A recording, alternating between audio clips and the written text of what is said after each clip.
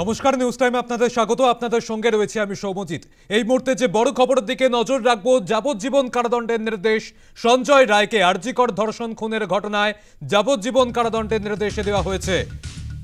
সঞ্জয় রায়ের যাবজ্জীবন কারাদণ্ডের নির্দেশ শিয়ালদা আদালতের নির্দেশে দিয়েছেন বিচারক অনির্বাণ দাস। নির্যাতিতার পরিবারকে 17 লক্ষ টাকা ক্ষতিপূরণ, সঞ্জয়কে 50,000 টাকা জরিমানার নির্দেশ। সঞ্জয় রায়ের যাবজ্জীবন কারাদণ্ডের নির্দেশ আরজিকরের ধর্ষণ খুনের ঘটনায়। সঞ্জয় রায় সিভিক ভলেন্টিয়ার, তাকে আগেই দোষী সাব্যস্ত করা হয়েছিল। আজ তার সাজা ঘোষণা ছিল, আজ তাকে যাবজ্জীবন কারাদণ্ড দেওয়া হলো। যাবজ্জীবন কারাদণ্ডের নির্দেশ শিয়ালদা আদালতের। বিরলের মধ্যে বিরলতম ঘটনা নয় মন্তব্য বিচারকের। এছাড়াও নির্যাতিতার পরিবারকে 17 লক্ষ টাকা ক্ষতিপূরণের নির্দেশ দিয়েছেন বিচারক এবং সঞ্জয় রায় তাকে 50,000 টাকা জরিমানার নির্দেশ।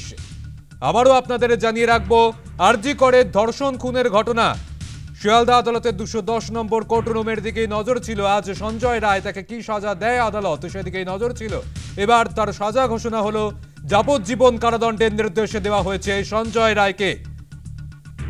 সঞ্জয় রায় সিভিক ভলেন্টিয়ার, আরজিকরের ধর্ষণ খুনের ঘটনায় যাকে প্রথমে কলকাতা পুলিশ গ্রেফতার করে, পরবর্তীতে সিবিআই নিজেদের হেফাজতে নেয়, তাকে মূল অভিযুক্ত হিসেবে চার্জশিটে দেখানো হয়েছিল। এরপরেই তার সাজা ঘোষণা। আজ সাজা ঘোষণা করলো আদালত, যাবজ্জীবন কারাদণ্ডের নির্দেশ সঞ্জয় রায়ের। কারাদণ্ড ঘোষণা শিয়ালদা আদালতের। বিরলের মধ্যে বিরলতম ঘটনা নয় মন্তব্য বিচারকের। আরজিকরের ধর্ষণ খুনের ঘটনায় সাজা ঘোষণা হলো সঞ্জয় রায়ের। আমরা কথা বলবো, সরাসরি রয়েছেন প্রতিনিধি মৌমিতা মিত্র। মৌমিতা, আরজিকরের ধর্ষণ খুনের ঘটনায় সঞ্জয় রায়কে যাবজ্জীবন কারাদণ্ডের নির্দেশ দিল আদালত। বিচারক অনির্বাণ দাস, তার এই পর্যবেক্ষণ, ঠিক কি পর্যবেক্ষণ ছিল তারপরে? একেবারেই পরবর্তী শুনানি সময় তিনি ঘোষণা করবেন এবং সেই মতোই সঞ্জয় রায়কে আবারও এজলাসে হাজির করানো হয় এবং বিচারক করে বিষয়টি বুঝিয়ে দেন যে সঞ্জয় রায়ের বিরুদ্ধে 3টি ধারায় চার্জ গঠন করা হয়েছিল, অর্থাৎ ভারতীয় ন্যায় সংহিতার 64, 66 এবং 103 ক্লজ 1, এই 3টি করা হয়েছিল। সেক্ষেত্রে 64 ধারা 64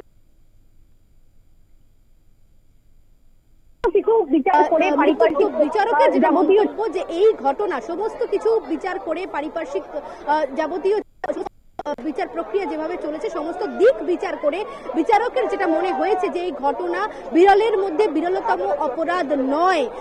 সেক্ষেত্রে 66 ধারা অনুযায়ী, ভারতীয় ন্যায় সংহিতার 66 ধারা অনুযায়ী যে আইনে যেটা বলা আছে যে আজীবন কারাবাস অর্থাৎ যাবজ্জীবন কারাদণ্ড, সেই সাজাই শুনিয়েছেন শিয়ালদা আদালতের অতিরিক্ত জেলা দায়রা বিচারক অনির্বাণ দাস।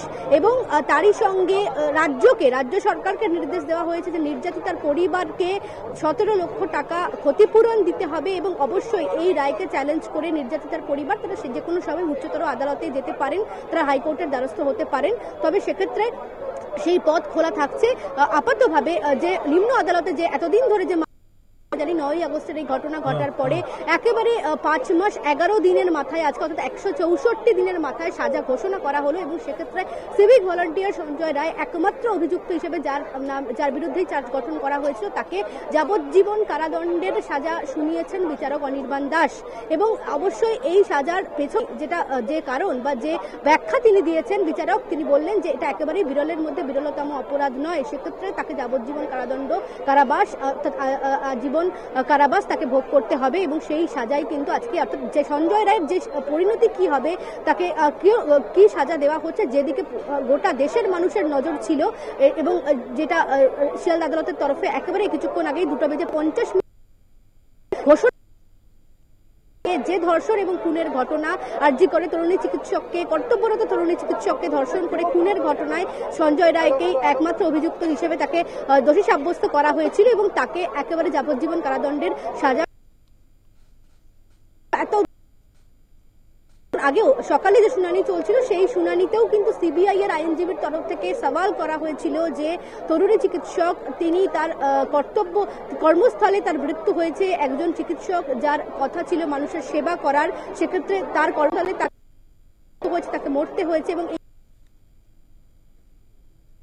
গোটা বিশ্বে এই ঘটনায় আলোড়ন পড়ে গিয়েছে এবং সিবিআই এর আইনজীবীর তরফে কিন্তু বারবার করে বলা হয়েছে যে এই ঘটনা বিরলের মধ্যে বিরলতম অপরাধ, অর্থাৎ জঘন্যতম ঘটনা। সেটা কিন্তু যারা সিবিআই এর আইনজীবী যারা রয়েছেন তাদের তরফ থেকে কিন্তু বারবার করে এটা আদালতের কাছে সেই তথ্য তুলে ধরা হয়েছে। কিন্তু বিচারক যেটা বললেন আজকে যে তার মনে হয়েছে যে এই ঘটনা বিরলের মধ্যে বিরলতম ঘটনা নয়, অর্থাৎ সে কারণে সর্বোচ্চ সাজা যেটা হতে পারত সঞ্জয় রায়ের, যে মৃত্যুদণ্ড বা ফাঁসি, সেই সাজা তাকে শোনানো হয়নি। তাকে যাবজ্জীবন কারাদণ্ড বা আজীবন কারাবাসের সাজা শোনালেন আজকে শিয়ালদা আদালতের নগর দায়রা বিচারক অনির্বাণ দাস। এবং 210 নম্বর ঘরে শুনানি চলছিল আজকে সকাল থেকে। একেবারে টান টান উত্তেজনা বলা যেতে পারে।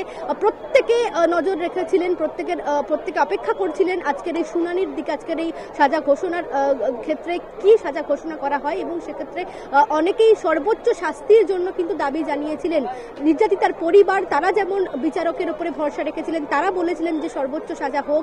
বিভিন্ন নাগরিক সমাজ যারা রয়েছেন, গণ আন্দোলনের সঙ্গে যুক্ত যারা রয়েছেন, তারা কিন্তু বারবার করে সর্বোচ্চ শাস্তির জন্য দাবি জানিয়েছেন। কিন্তু যেটা আলটিমেটলি যেটা হলো, যেটা দেখা গেল যে সর্বোচ্চ সাজা তাকে দেওয়া হলো না। তার কারণ বিচারকের যে পর্যবেক্ষণ যে এই ঘটনা একেবারেই বিরলের মধ্যে জীবন কারাদণ্ড দেওয়া হচ্ছে।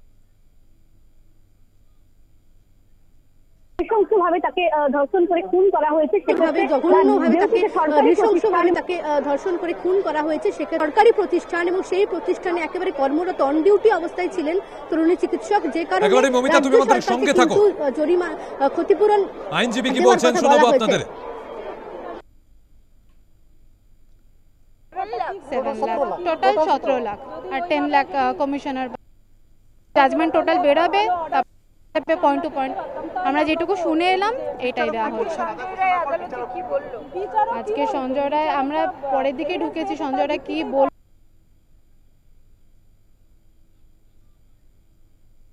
কমেন্ট করছি। সুপর্ণা দাস অ্যাডভোকেট, আমি ডিফ্যাক্টর হয়ে আছি।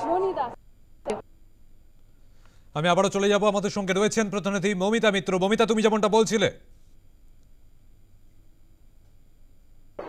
দেখো যে একদিকে যেমন সঞ্জয় রায় সিভিক ভলান্টিয়ার, তাকে যেমন যাবজ্জীবন কারাদণ্ডের সাজা শোনানো হয়েছে, তার পাশাপাশি তাকে কিন্তু 50,000 টাকা জরিমানাও করা হয়েছে। এবং সেই টাকা না দিতে পারলে, অর্থাৎ অনাদায়ে আরো 5 মাস অতিরিক্ত জেলে থাকতে হবে তাকে। এবং একই সঙ্গে রাজ্য সরকারকেও কিন্তু ক্ষতিপূরণ দেওয়ার কথা বলা হয়েছে, 17 লক্ষ টাকা ক্ষতিপূরণ। এবং তার দুটি ব্রেকআপ রয়েছে, অর্থাৎ ধর্ষণের জন্য ক্ষতিপূরণ দেওয়ার নির্দেশ দেওয়া হয়েছে। অর্থাৎ যেহেতু সরকারি প্রতিষ্ঠানে ধর্ষিতা হয়ে খুন হতে হয়েছে তরুণী চিকিৎসককে, যে কারণে যেহেতু একেবারে সরকারি প্রতিষ্ঠান, সরকারি হাসপাতাল, যে কারণে রাজ্য সরকারকে ক্ষতিপূরণ দেওয়ার কথা বলেছেন বিচারক, কথা বলা হয়েছে। এবং একই রকম ভাবে সঞ্জয় রায়কেও কিন্তু জরিমানা করা হয়েছে 50,000 টাকা এবং অনাদায়ে তাকে আরো 5 মাস জেলে থাকতে হবে। অর্থাৎ সব মিলিয়ে বলা যায় এই রায় নিয়ে কিন্তু একটা সন্তোষজনক হলো না এমন বক্তব্য কিন্তু বিভিন্ন মহল থেকে উঠে আসছে। অর্থাৎ বলা যেতে পারে যে বিভিন্ন মহল থেকে, নাগরিক সমাজ থেকে শুরু করে বিভিন্ন জায়গা থেকে যেভাবে দাবি উঠছিল যে তাকে, সঞ্জয় রায়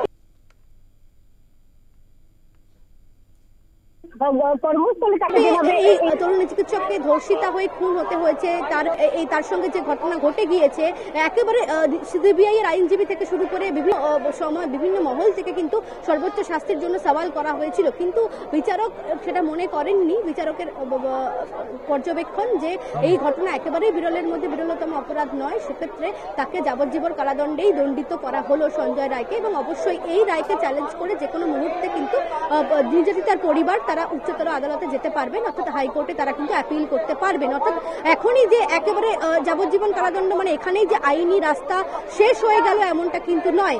এর পরবর্তীতে উচ্চতর আদালতে যাওয়ার একটা রাস্তা খোলা থাকছে এবং সেখানেও আইনি পথেই কিন্তু গোটা বিষয়টি, গোটা প্রক্রিয়াটি এগোবে। অর্থাৎ আবারও একটা এই রায়কে চ্যালেঞ্জ করে উচ্চতর আদালতে যাওয়া এবং সেখান থেকে পরবর্তীতে আবার সেখানে কি পর্যবেক্ষণ উঠে আসে বা সেখানে কি কি নতুন তথ্য পেশ করা হয় সেই বিষয়গুলো কিন্তু থাকছে। তবে আপাতভাবে নিম্ন আদালত এতদিন ধরে যেভাবে নেওয়া হয়েছে, 9 আগস্টের পর থেকে যেভাবে ঘটনাক্রম এগিয়েছে বা সিবিআই এর তরফ থেকেও যাবতীয় যে তথ্য প্রমাণ পেশ করা হয়েছে সমস্ত কিছু বিচার করে তুল্যমূল্য সরাসরি ভাবে যে এই ঘটনা বিরলের মধ্যে যেমনটা জানালেন সরাসরি ভাবে যে এই ঘটনাক্ষেত্রে তার এই পর্যবেক্ষণ সেটা নিয়ে কিন্তু কাটাছেড়া হতে চলেছে বা কাটাছেড়া ইতিমধ্যে শুরু হয়ে গিয়েছে। তার কারণ শিয়ালদা আদালতের বাইরে বহু মানুষ তারা ভিড় করেছেন, বিভিন্ন চিকিৎসা সংগঠনের যারা সদস্যরা রয়েছেন তারা ভিড় করেছেন। তাদের মধ্যে তারা কিন্তু কিছুক্ষণ আগেও আমরা সেই ছবি দেখিয়েছি, তারা কিন্তু একেবারেই সঞ্জয় রায়ের ফাঁসির দাবিতে তারা প্রথম থেকে তারা কিন্তু জোর গলায় তারা কিন্তু যাবজ্জীবন কিন্তু এই বিষয়টাকে নিয়ে রাজপথ উত্তাল হতে চলেছে, অর্থাৎ শহর কলকাতা কিন্তু আবারও উত্তাল হবে। তার কারণ একদিকে যেমন বলা হচ্ছে যে সঞ্জয় রায় একা এই ঘটনার সঙ্গে জড়িত নয়, তার পাশাপাশি সর্বোচ্চ শাস্তির জন্য প্রত্যেকে করেছিলেন, সেক্ষেত্রে তাকে যে যাবজ্জীবন কারাদণ্ড শোনানো হলো এই রায়ের বিরোধিতা করে বা কোথাও গিয়ে এই রায়ে সন্তুষ্ট নয়। একেবারে মমিতা, তুমি আমাদের সঙ্গে থাকো, আবারও পরবর্তীতে তোমার কাছ থেকে আপডেট নেব। এই মুহূর্তে আমরা নজর রাখবো তৃণমূল নেতা কুণাল ঘোষ, তিনি সাংবাদিক বৈঠক করছেন, কি বলছেন তিনি? ফাঁসির রায় দিয়েছেন, ফাঁসি ক্যাপিটাল পানিশমেন্ট দিয়েছেন, অর্থাৎ এই ধরনের অপরাধে যে অপরাধী, যে পিশাচ, তার এই সমাজে বেঁচে থাকার অধিকার নেই। এই রায়টা গত 3টে বা 4টে ক্ষেত্র আমরা দেখেছি যে রাজ্য পুলিশ যে তদন্ত করে যে জয়নগর, ফরাক্কা, গুড়াপ বা এই ধরনের যে জায়গাগুলি রয়েছে, যে ঘটনা, তাতে কিন্তু মৃত্যুদণ্ড বা ফাঁসির সাজা কোর্ট থেকে ঘোষিত হয়েছে। আমরা আরজি করের ক্ষেত্রে আমরা কিন্তু ফাঁসি চেয়েছিলাম, মাননীয় মুখ্যমন্ত্রীও ফাঁসি চেয়েছেন, রাস্তায় নেমেছেন। যেভাবে একটি মেয়ের উপর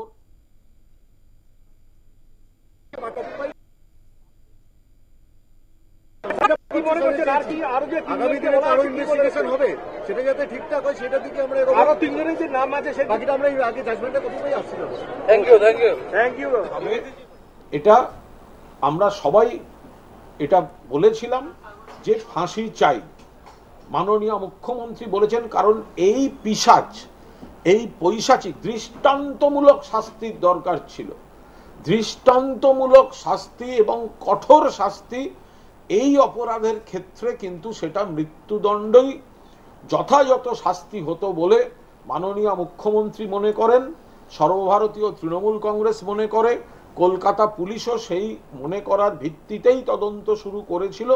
কিন্তু আদালত, তারা মাননীয় বিচারক, এখানে একটা জিনিস লক্ষণীয়, দোষী প্রমাণ কিন্তু হয়েছে, অর্থাৎ কলকাতা পুলিশ।